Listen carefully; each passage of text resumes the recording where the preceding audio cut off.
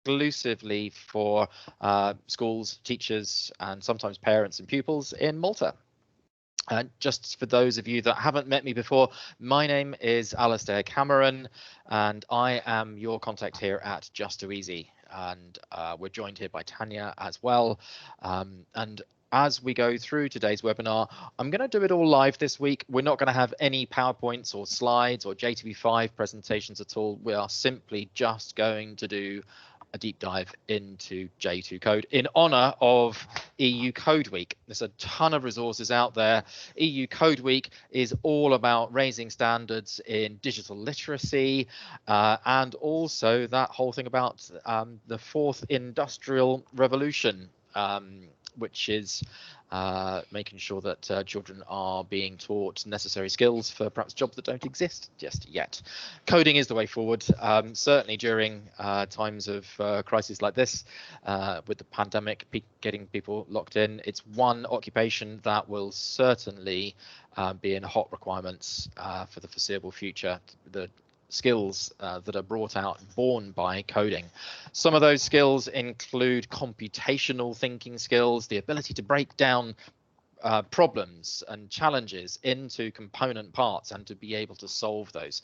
And we're going to go through some steps of computational thinking and how to build on that with the features within J2E's platform that Malta has had for quite some time, called J2Code, and it's going to be J2Code is fully available for you for the whole of this academic year, so please do make use of it. Just for those of you that haven't been signed in before and haven't used J2E, a quick reminder for you here is how to get in. So the first thing that you need to do with a school account in Malta is to go to a website called j2e.com/Malta, all lowercase. And here we start where you choose whether you are one of the two options on the page. And once you've done that, you log in either with your iLearn credentials or your Microsoft login credentials, depending on where you're from, and it'll get you straight into J2E. And here is what you'll see. If you don't and if you can't, then please do get in touch and we will be able to resolve that the very same day for you. And okay, so once you're in, just a little reminder, one of the benefits of using J2E to support anything and everything that you are doing in J2Code is that everything the students create automatically gets saved into their own My Files area, which means that you as the teacher can see everything that your students are doing, whether they are making a piece of code, whether they're writing a program, have been making a picture using lots of coding techniques that we're going to go through today, or whether they have been writing about the coding or using coding in other ways inside J2E. Whatever it is that they do, because you're always staying inside J2E doing this, everything that your pupils do will be visible in your pupil files area, which is this tile here. And you can dip into there and you'll see some green folders and some purple folders. The green ones have been automatically set up for you by your iLearn logons, and you'll be able to dip into your files and see any of your students and go and see their coding work straight away. So that's how you'll easily be able to track everything that your students are doing. So not only will the lesson happen in the class, but the students will instantly be able to pop home and at the right time, obviously, be able to go and practice and replicate everything that they were doing in the classroom and perhaps take themselves a stage further. And that's one thing that we do see quite commonly is when you are delivering a coding lesson, it can be short and sweet, but typically what happens is we see a lot of engagement at the end of the day when students are home because they can continue and are desperate to continue to practice their coding skills because it's a simple fact that your code can be refined and improved continuously. So how do we do it? Well, there is a tile here called J2Code, which is this one here. and you open that up. Now, as a teacher, as an educator, or as a pupil, you get to see the main 4 programs available that you can play with, use to your heart's content. They are full programs in there. So there are 4 full programs of different types of coding that all produce really different sort of outcomes.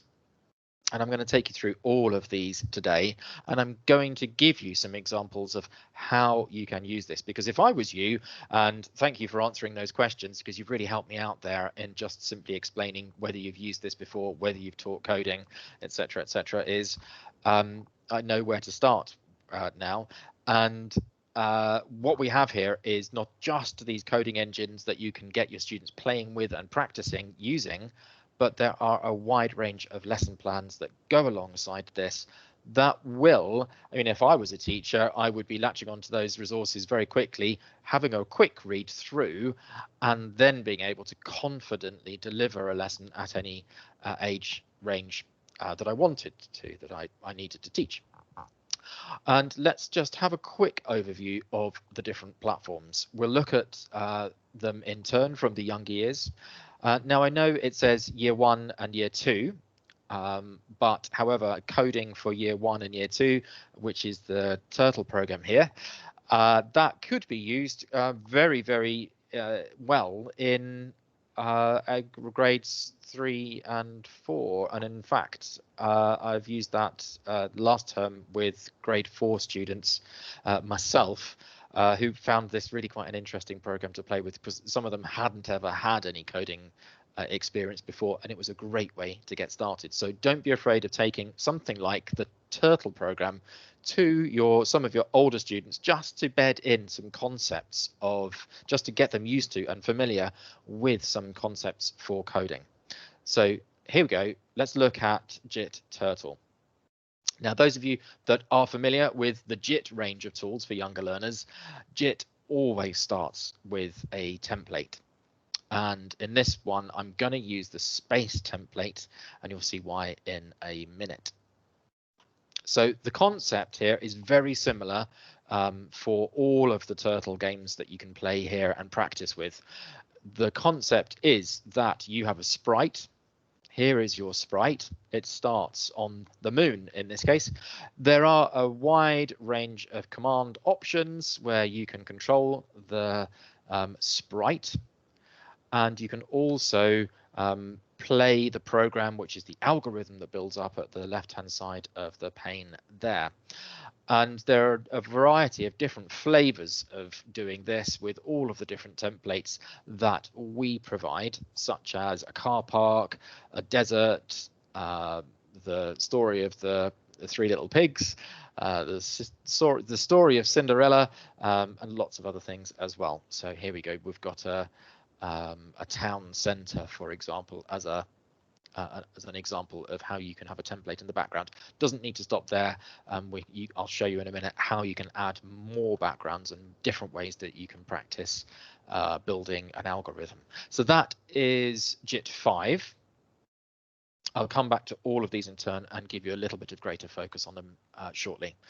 Visual is your equivalent to Scratch. It is a very, very simple program that enables children to use all of the commands that are available from a Blockly style, like Scratch style of programming, with all of the range of different commands here, and we'll come to more of these later on, where you can build out your code. You can add multiple sprites, multiple backgrounds, and various different ways to animate things as well. So within Visual, you've got the ability to do animation and background changes, and lots of really interesting, quite complex coding algorithms as well that can produce some really interesting results, including some actual games that children can play and share and evaluate with each other too. So that's Visual. So that's JIT and Visual. Then you've got Logo. Now, for me, this was my very first introduction to coding when I was about 7 years old. and loved it. It was a bit different back then because what it was a massive, great perspex dome about the size of a car tire that was on the floor and probably cost several £1,000s and turned up in a school once in a blue moon when the school A had space, B had time, and the technology was available. That all it simply did was allow you to make a control process of going forwards, backwards, left and right with pen up and pen down to draw different things. So it is a very well used tool, and Logo is built on levels, just as the rest of the tools are in J2Code. The JIT, the visual and code are all built on these levels. You start at level 1 with some very basic commands. You then can move to level 2, which have all those very basic commands, but also enables you to see the visual script of the language that's happening in the background. So for example here, you'll see as I'm clicking the forwards and backwards buttons and the repeat and turn left and turn right buttons, you'll see that the instructions appear on the screen that you can edit. Then you move to level 3 and you introduce a great deal of additional commands that add a great deal of complexity to it, but enable children to produce some fantastic results. So it's all leveled and able to be tailored for the needs of your students as they are progressing through the learning curve of building on their skill set using code. Okay, so and the last one if we've got, so we've done JIT, visual and logo, and the last one that we've got is Microbit. So this is a software version of the hardware and software that the BBC provide, which is all the commands that you could use in order to prepare your device for Microbit. So here, for example, you've got the Microbit board, and you can use all of the commands and all of the operators and variables, etc., all of the different controls that you would need in order to, when you've got the device in front of you, be able to successfully create a program that would run with various different sensors. If you're not familiar with Microbit, it's a BBC concept that allows you to plug in a board that, as you see here, to be able to program it. That will also enable you to add various different other devices, such as a heat sensor or a light sensor or motion sensor, etc., or an infrared sensor, and be able to control various different things such as motors, which can produce all sorts of different reactions. So there you have quite a comprehensive range of different coding engines and coding types that may suit the various interests of your students. So those are the 4 engines there.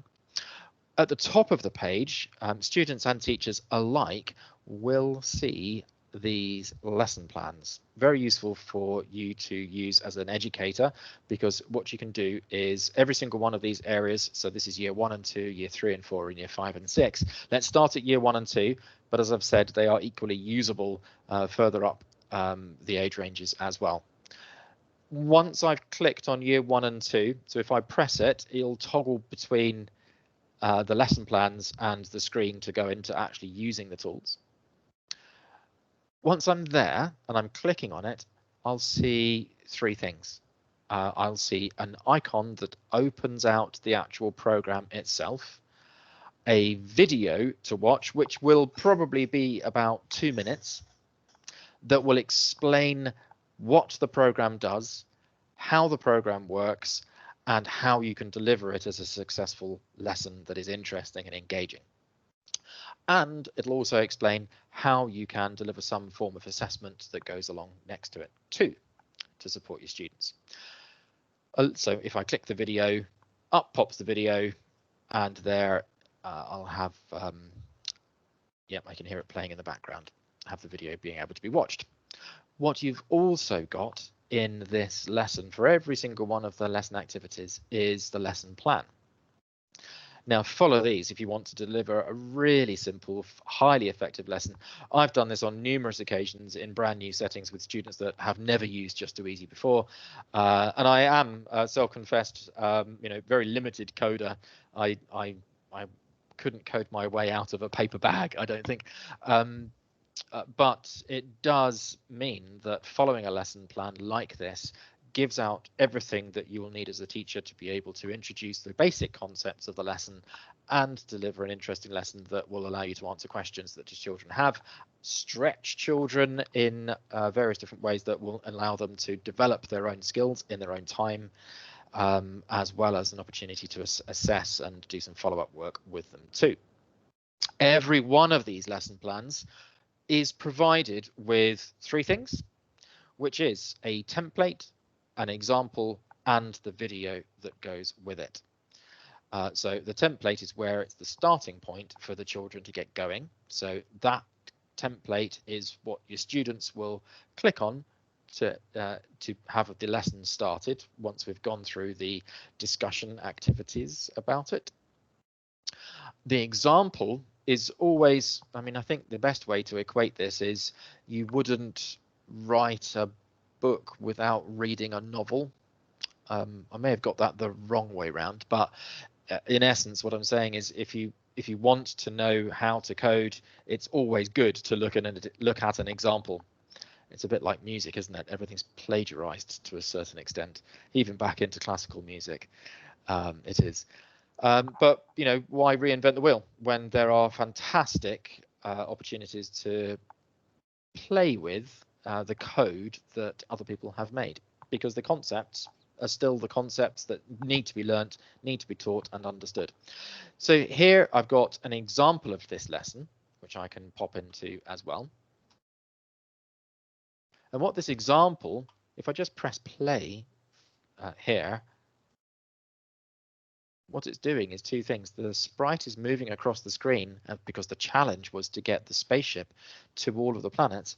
But at the left-hand side here as well, I'm showing the algorithm build that allows me to see all of the stages of the spaceship making its journey around all of the planets, because that's what the lesson was. The idea of this particular lesson was to be able to create an algorithm that makes the rocket move. Really simple basic steps that children can practice and learn from. So you would ask them some questions shown in the example like this of how can we get the rocket to the orange planet, and what do the green and red pencil buttons do? An opportunity to ask these questions to your children to be able to find out for themselves. Now, running this as an activity could be a whole class activity or an independent learning activity. As a class activity, what I find great fun is the opportunity for children to be able to work together or work as a whole class, perhaps with one student controlling the computer and the rest of the students trying to assist that student in a number of steps. So when I'm running a lesson with Turtle and we're looking at the spaceship, I would ask one student to come to the front to use the computer and get the other children to support that student with my questioning, such as how would I get the spaceship to go to the orange planet? And what you'll see here on the screen, if I just zoom in a little bit, let's just go down to the bottom here, you see this mode is simple, and you've got advanced mode as well.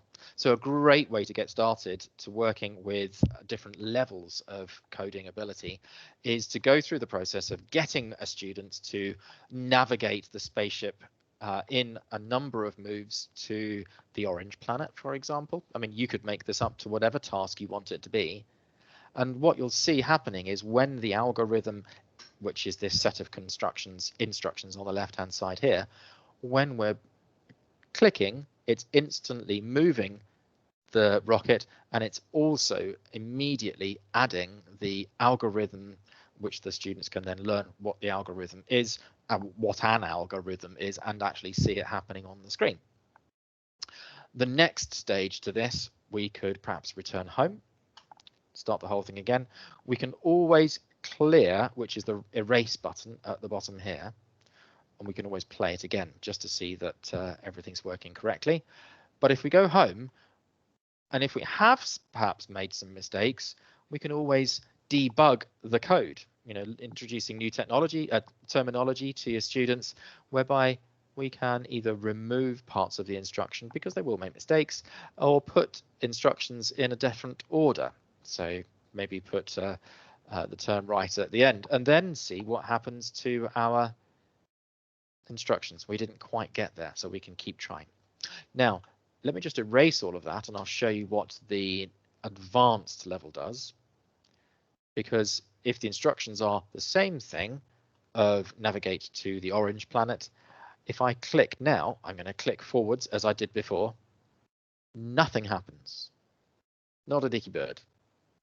But what's happening as I have clicked is that the algorithm has built already on the left-hand side. So whatever I do here will always happen in the algorithm. So I can see I've built the algorithm, the code, the instructions, but it doesn't do anything until I press play and I run the program. And I can see the instructions as they happen. And therefore, if I run that again, I'll be able to debug and improve on the code that I've made. Now, as with all of the JIT programs, when a student does this for themselves, the student will always be able to save their work and come back to it another point. And what that means, of course, is that the students will have saved their work to my files, which means as the educator, you will be able to go and see their file in pupil files and have that stored as evidence of the lesson taking place and of evidence of where that student is specifically at with their understanding of algorithms and basic coding instruction. And if I go back, there are progressive lessons that allow students to work through skills in algorithms and coding. Lesson 2, for example, is the ability to debug code. And lesson 3 is to understand really how block coding works and also to make a simple program there. So let's have a look at the lesson plan for lesson 3.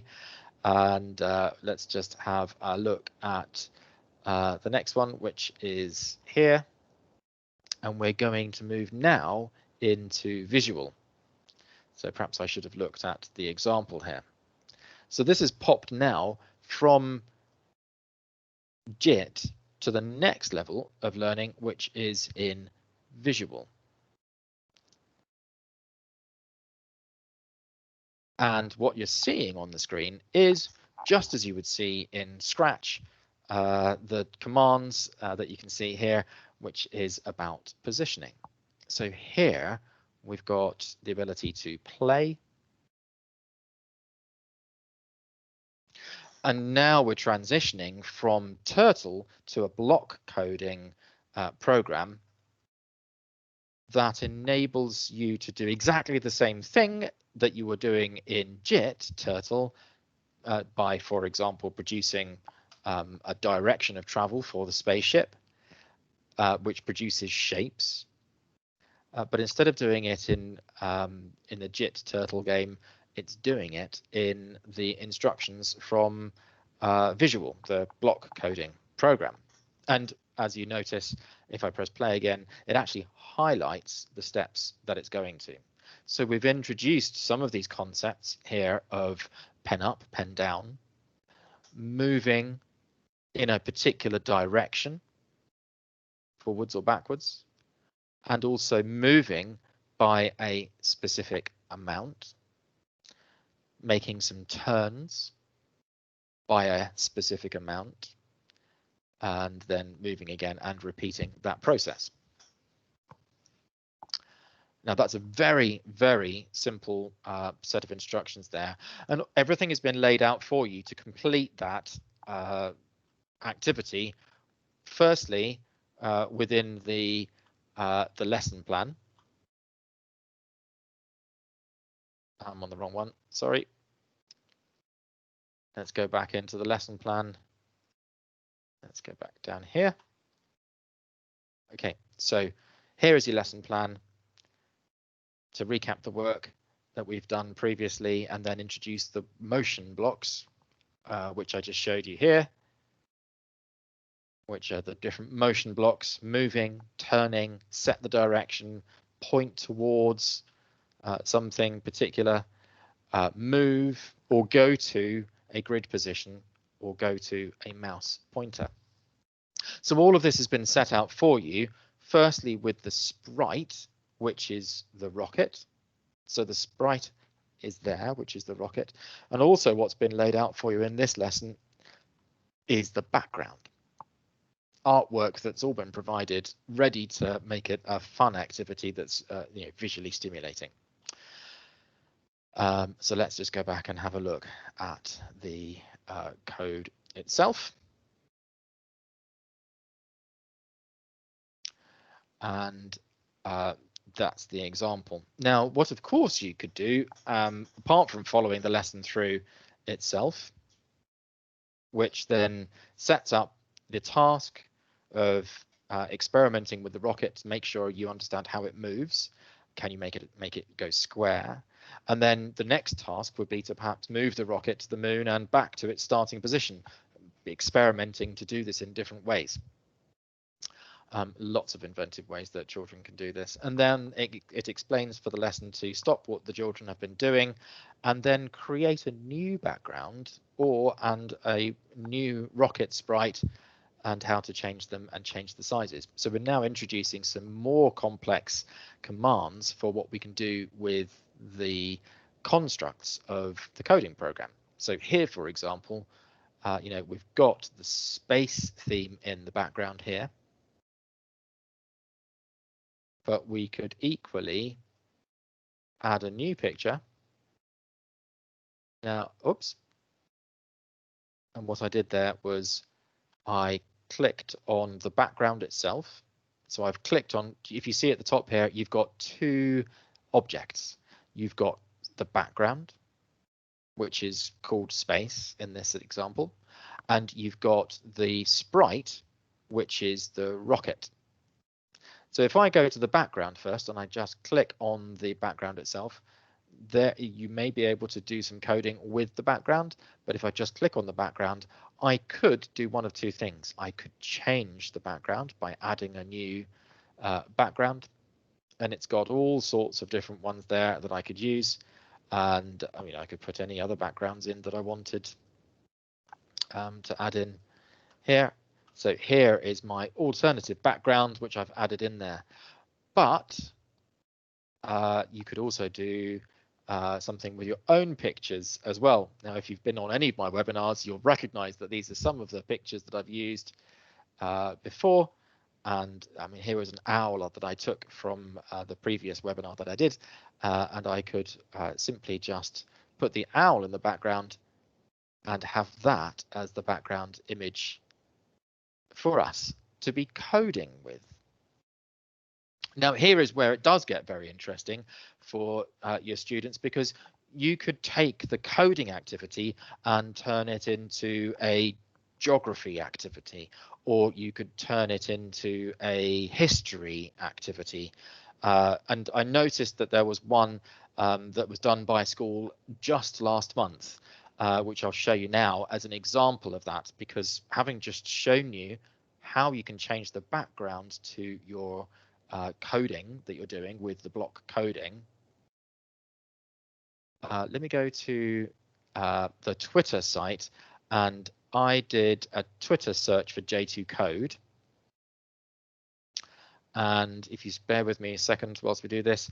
Yes, so September the 29th, I have to zoom in a little bit here and see what the children have been doing. So this is just a tweet of children. Now, what they have been doing is they've taken pictures from the internet of the trenches in the Second World War. I think it was the Second World War. Let's be correct. No, that'll be trenches in the First World War. And yes, and what they've done is they've overlaid that as an image in the background. And what they've done is they've guided a soldier through the trenches, either to the front line or to the back of the trenches. But that in itself presents so many different options as to what you can do. This is a basic movement activity to learn to build algorithms using block coding with visual. But all they've done is they've just taken a picture of something and put it on the screen, and the instruction was down to the teacher's choice as to what the algorithm was going to do. In other words, pen down, draw your route using coding around the trenches to successfully get out of the trenches. Now, another option that I've seen working very neatly here with J2Code with visual is overlaying a map. Now, this could be a personal social health education, a PSHE type or citizenship type of activity, where instead of a picture of the trenches, you could overlay a simple map of Master Scala, for example. And in doing so, you could say, get your students to, once the map is there on the screen, you could say, now code the direction that you would go to get from the school to the local library, or the school to your supermarket, or from your home to the post office or the nearest post box, for example. You could set up a wide variety of challenges for your students to do with those sets of instructions.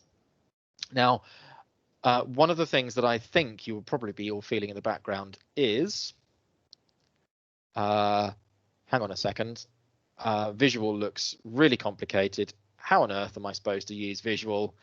Because there are so many different types of commands. Am I expected to know all of them? Well, the answer is yes and no. Would you be expected to know all of them? It would be helpful to have a quick look yourself as you're delving into J2Code to have a look and see for yourself the different options of motion, the ability to turn in different directions, the looks tool, the things that the sprites can do, the pen tool, the text tool, the event tool, the control tool, the sensing tool, various different operators and variables, and specific procedures. That, I think, would take maybe half an hour of deep dive playing with yourselves, but don't let it hold you up from actually taking this to your students with the lesson plans, because it takes every single student through a very quick course in using all of those different functionalities. One of the simple ones to get started with is in the year 3 and 4 lesson plans, and I'm going to just click on that one here. And let's have a look at the example. So the example here is a really simple process. Again, we've provided you with all of the backgrounds and the sprites to get going with this. Let's press play. What we see happening is the two Pac-Man moving together and saying hi, and then they move back. And whilst that's going on, just let's play that again. We can see that it's repeating that particular function 5 times. It's then switching the costume and then saying hi for a short period of time. And then they're moving back, which is exactly what we saw. Let's play that again. Repeating the motion, switching costumes to open mouthed, saying hi, switching the costume back, and then moving backwards from each other. Nice and simple. Now, I did mention another word to you there, which was costume.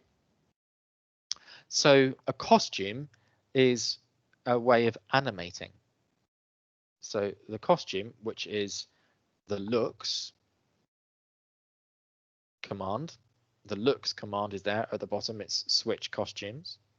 If I don't want to use it, if I just drag it onto the page like I've done there, because all I've done is gone look and drag the command onto the page. It's as simple as that.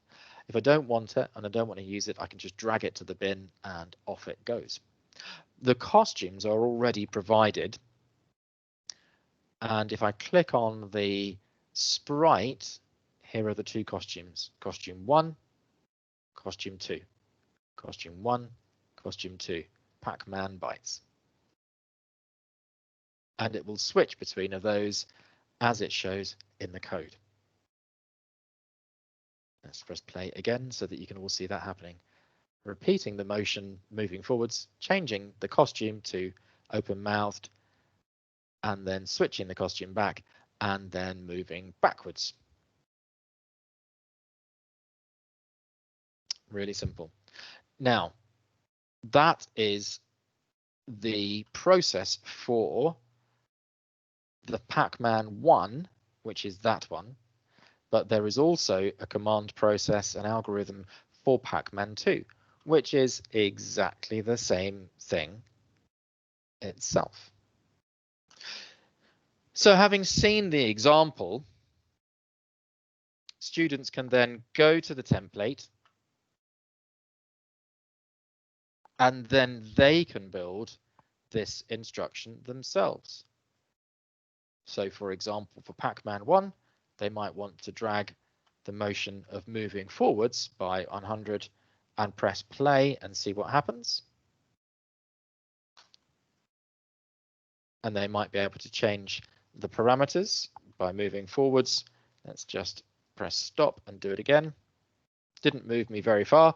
So what I may want to do is repeat it. So for example, I'm going to the control functions here and repeat that process, and it snaps into place around the forward motion. Let's do that again.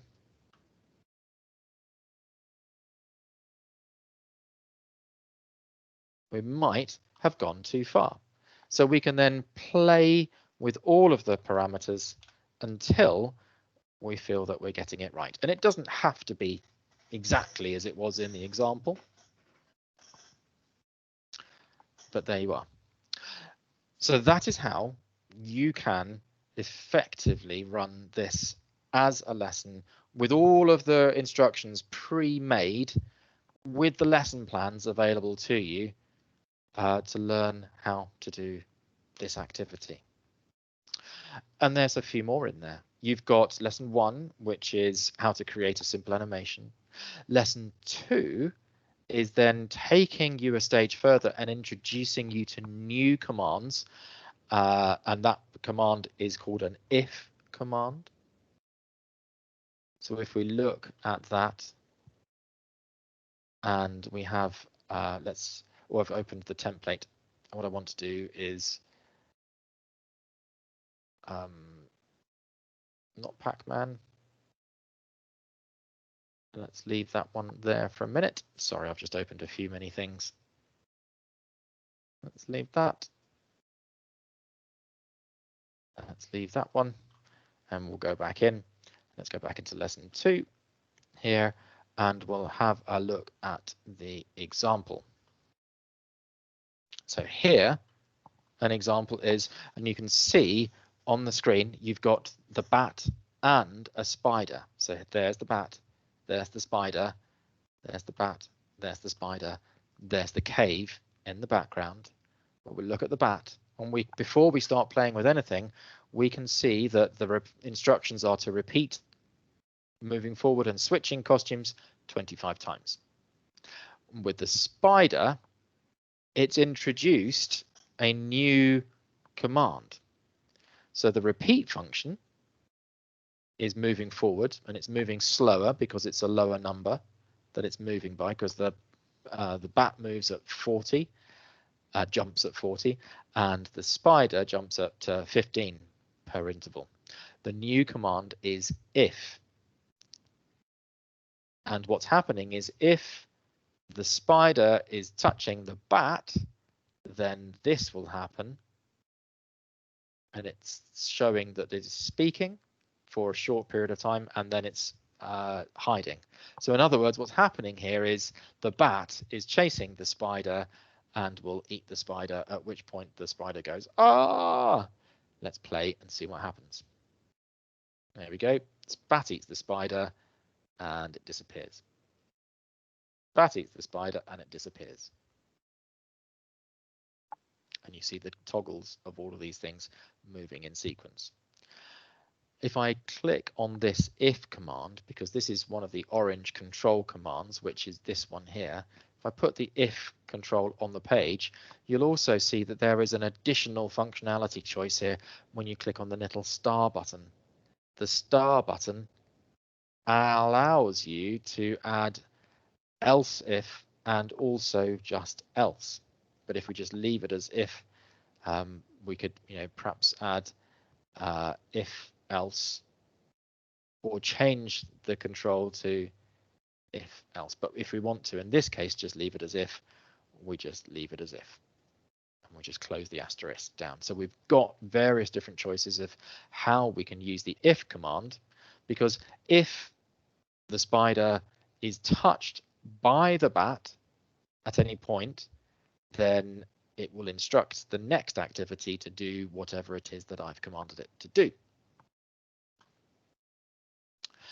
And then you move on to next lessons, which introduces vectors and to the grid. So maths activity here, as well as coding, where I'm introducing the concepts of grids and coordinates to understand how a grid will work. And if I just open up this one, for example, here you've got the planets. Oh, I've opened up the wrong one. Sorry. Let me just open up the example here, which you can have a quick look at. So here, very simple process. We have a number of different sprites. We've got the rocket itself, we've got the grey planet, the red planet, the sun, and the Earth.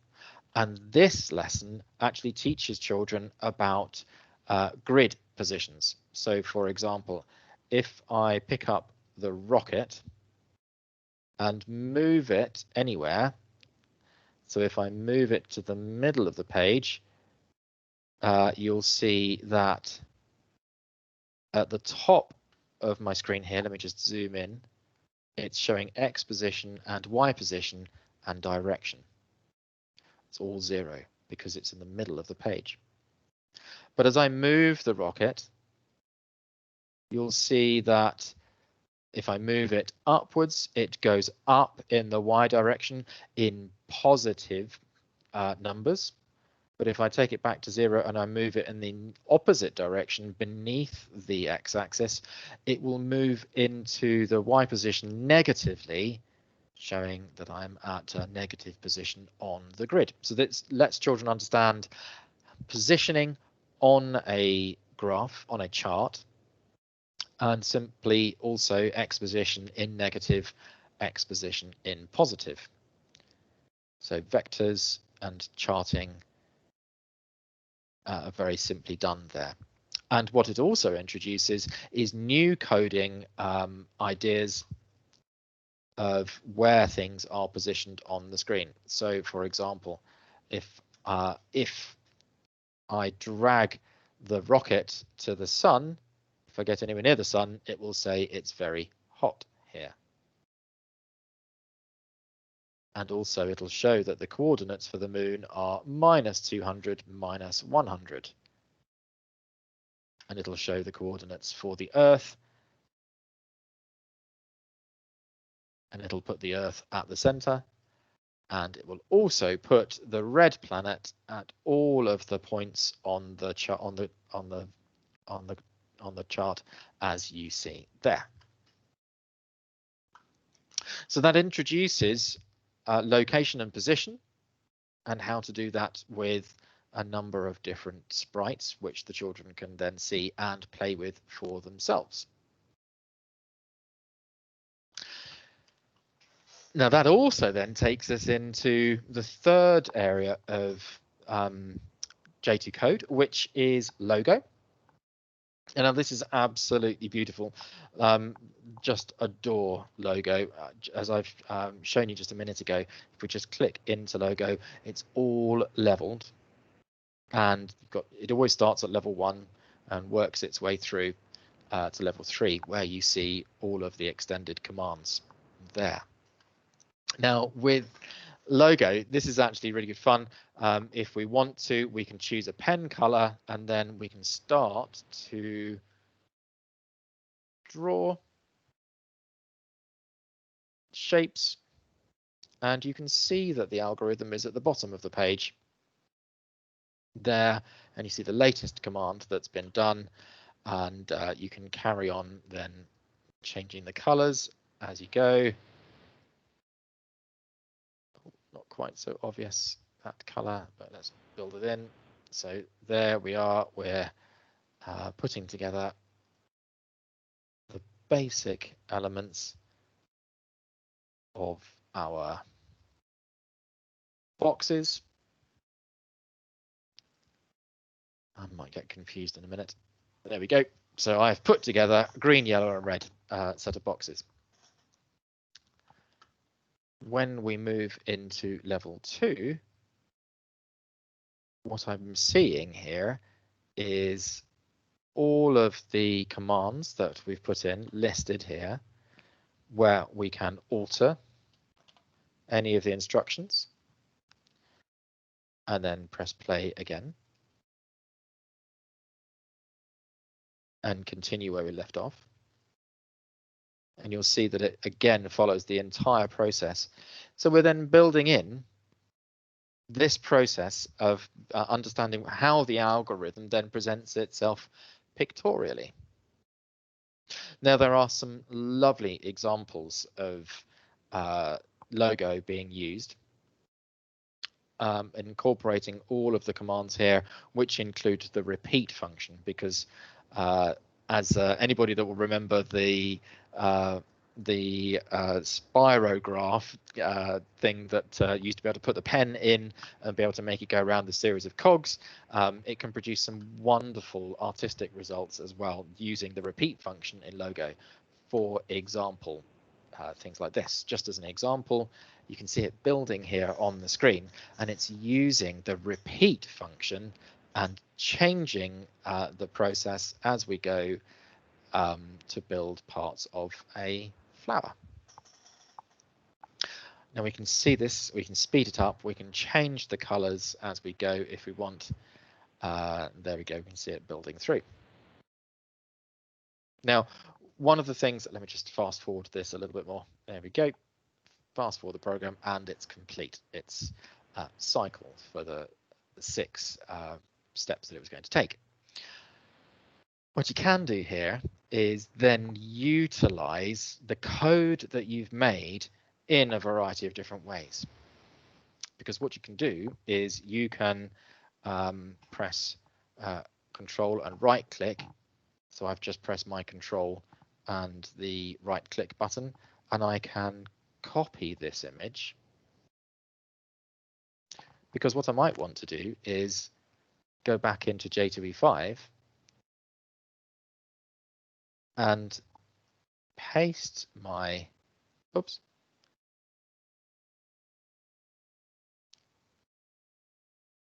Oh, it never works in real life, does it? Where has it gone? Oops. Just when you want to do something and it works brilliantly in practice and it never works when you want to make it go live. Why is it not doing this?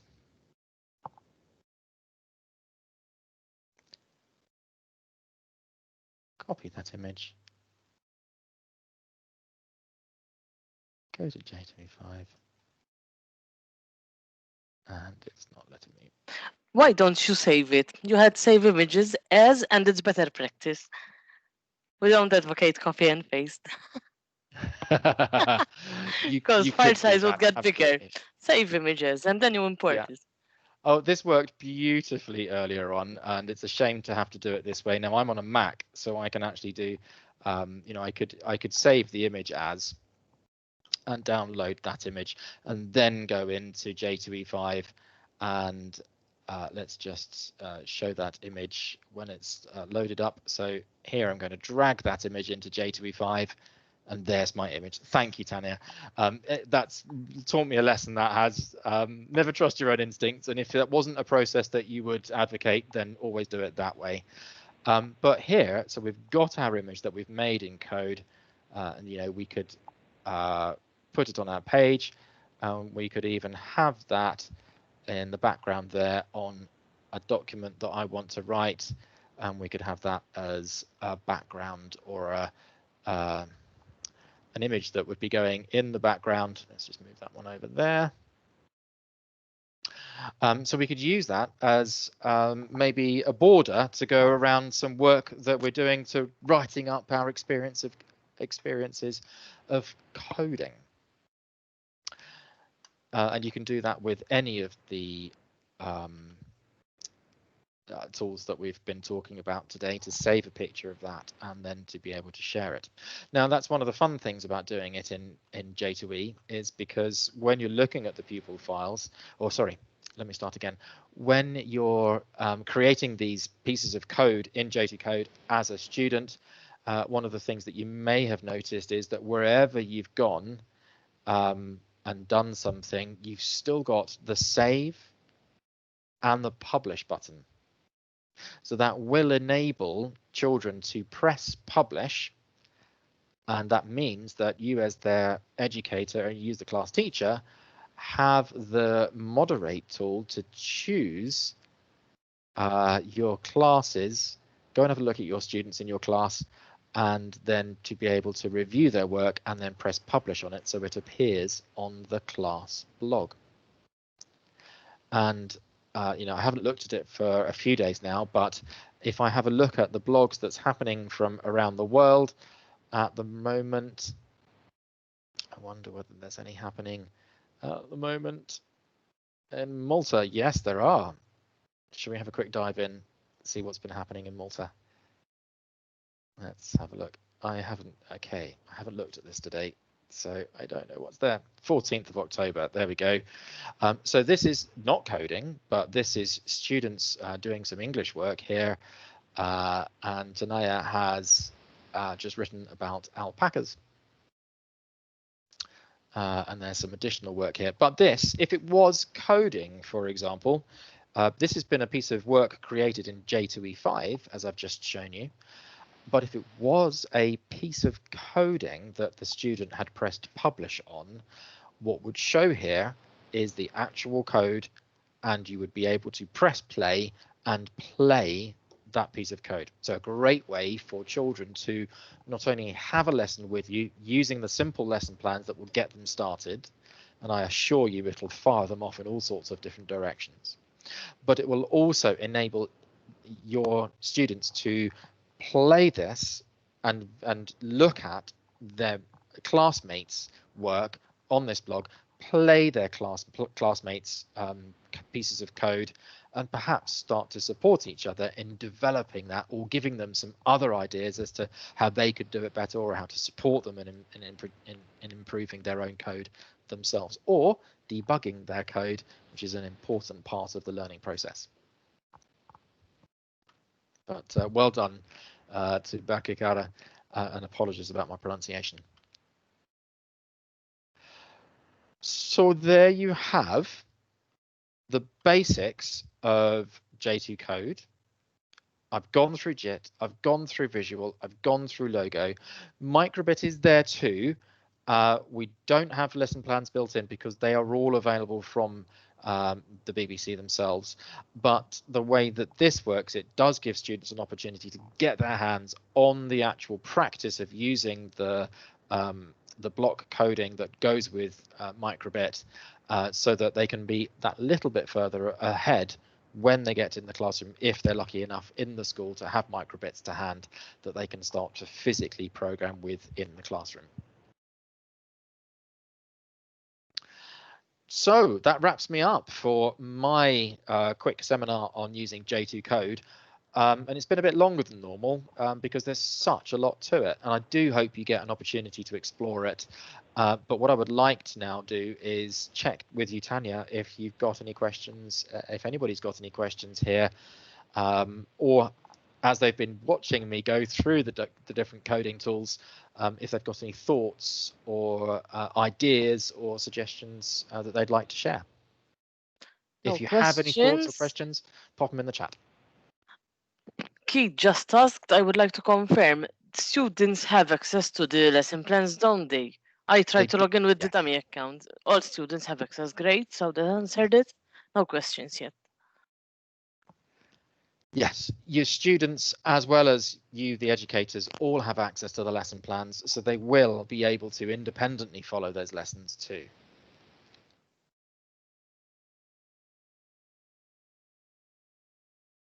Fabulous. Has anybody thought of any other ideas once they've seen what I've been demonstrating here today as to how that they could tie that into particular aspects of the curriculum, perhaps that they would be normally teaching?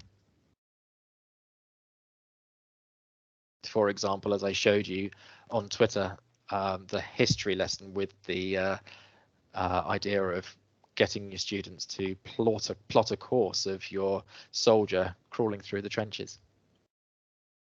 Alistair, I'm going to ask you. Keith asks, is it possible for students to publish their work independently of their teacher? Absolutely not. No, if a student wants to share their work, they can press the publish button, but nothing will happen until you, their class teacher, actually goes to the button called moderate. No work will ever be published visible to anyone else that a pupil. So if a pupil presses publish in any of the J2Code tools or any of the other areas of J2E like J2E5 or JIT, a student can press publish to their heart's content once the publish button is there. But until you, the educator, go into the moderate button, which is just here, and then look at the posts in here and then approve them by looking at the post and then publishing it, nothing will go on a blog until you press publish. Okay, and the same goes for comments.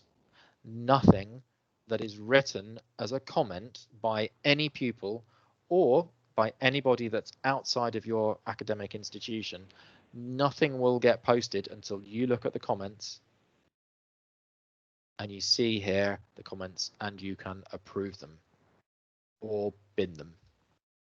Okay, so you're entirely safe. You'll never have accidental blog posts with perhaps inappropriate things, off-topic things being posted here. It's all down to whether you, when you viewed it, whether you approve it because it's on topic and it's appropriate or not. So nothing will get posted to the blog until you press the moderate button. Your work and your students' identities are safe.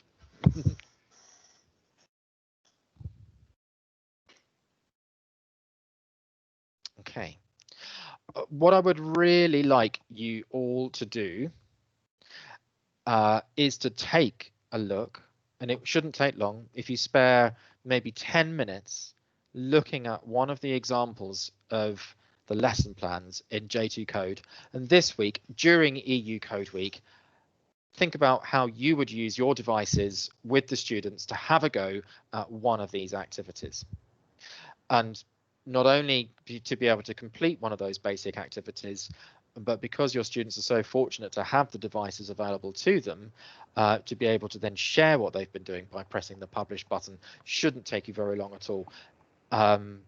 So I would encourage all of you to have a look at least once during EU Code Week. It's a European-wide, continent-wide initiative to get children into coding.